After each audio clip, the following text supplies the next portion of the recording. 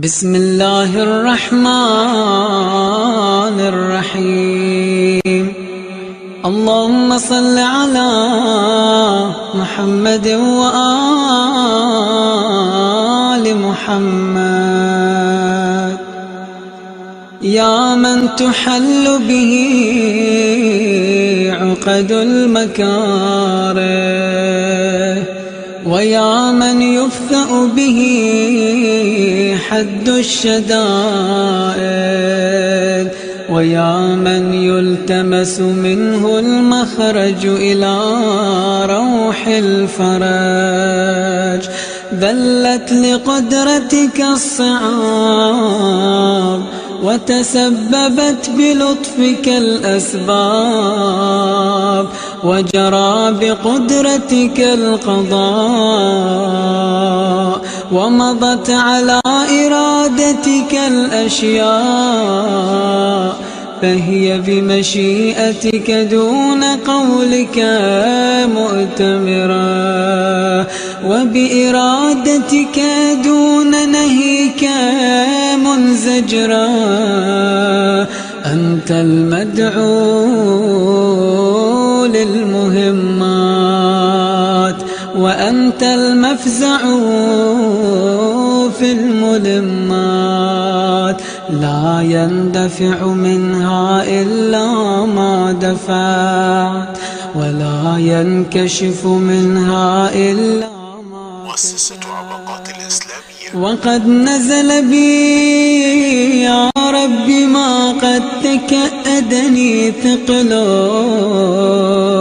وألم بي ما قد بهضني حمله، وبقدرتك أوردته علي، وبسلطانك وجهته إلي.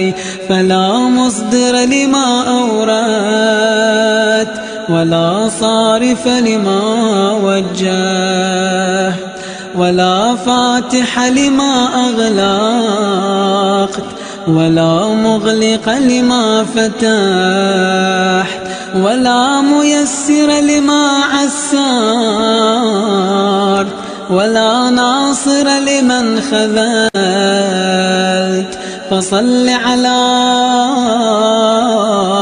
محمد وآله، وافتح لي يا ربي باب الفرج بطولك، واكسر عني سلطان الهم بحولك، وأنلني حسن النظر فيما شكوت، وأذقني حلاوة الصنع فيما سألت. وهب لي من لدنك رحمة وفرجا هنيئا، واجعل لي من عندك مخرجا وحيا، ولا تشغلني بالاهتمام عن تعاهد فروضك واستعمال سنتك، فقد ضقت لما نزل بي يا رب ذرعا، وامتلأت بحمل ما حدث علي هما.